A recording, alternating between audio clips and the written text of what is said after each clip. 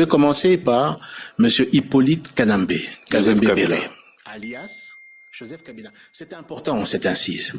Parce qu'en fait, dans ce pays, il faut qu'on se dise la vérité. Nous avons eu à la tête du pays un imposteur et un usurpateur. Je pèse mes mots et je vais vous expliquer pourquoi. L'ancien président de la République est arrivé comment? Il était l'aide de camp du chef d'état-major général de l'armée rwandaise. Dans ses bagages, il y avait Hippolyte Kanambe, qu'on a fait passer pour le fils de Laurent Désiré Kabila. Or, Hippolyte Kanambe est un agent de l'armée rwandaise. Son chef est et était Paul Kagame, commandant suprême des forces rwandaises. C'est ça la vérité. Cela n'a jamais été démontré. Alors, je ne parle pas de l'appartenance à l'armée rwandaise, mais de la non-filiation de ce dernier avec Laurent Désiré Kabila. Mais il y a eu plusieurs témoignages. Il y a d'abord les vrais enfants biologiques de Laurent Désiré Kabila, qui ne reconnaissent pas Hippolyte Kanambe. Et Hippolyte Kanambe a un père et une mère. Sa mère s'appelait Marceline, et son père, là-dessus, qui était un ancien maquisard également, je vais vous donner son nom là-dessus. Depuis 18 ans, enfin, depuis, c'est la thèse de M. Honoré Ngbanda, rien n'a, semble-t-il, été réellement prouvé.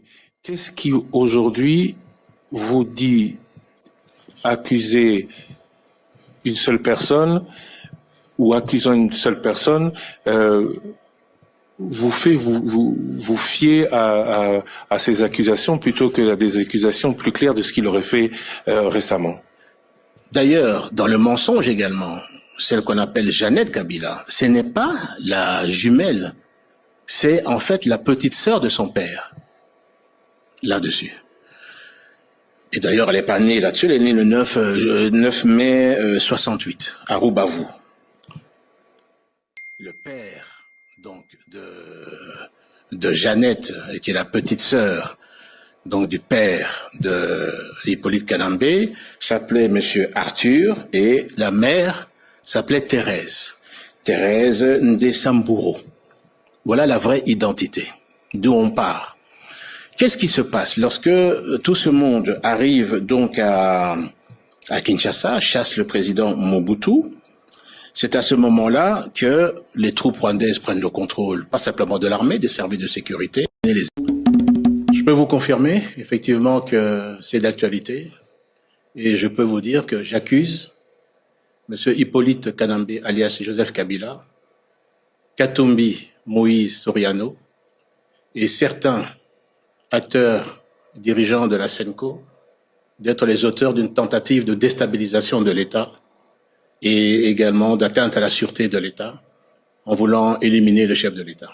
Quand on dit accusation, on dit preuve. La dernière fois, vous aviez avancé certains faits que vous n'aviez pas démontrés. Vous nous donniez rendez-vous à une date ultérieure. Aujourd'hui, vous allez accuser ou vous accuser et aller prouver ce que vous dites?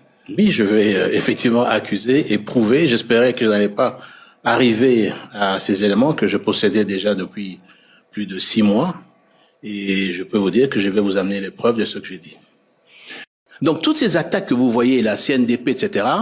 Et regardez d'ailleurs lorsque Tshibanda signe ces accords honteux, c'était simplement pour permettre l'infiltration et l'intégration de forces rwandaises dans notre armée.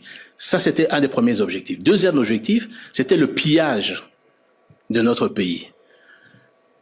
Un des ministres du gouvernement, que vous avez certainement reçu, a dit que dans les accords, 66 millions de dollars quittaient chaque mois la Banque centrale pour alimenter et être versée au Rwanda. 800 millions Non, 66 millions par mois. Fois 12, 800 millions de dollars par an. Multiplié par 18, ça vous fait près de 15 milliards de dollars. Depuis que Joseph...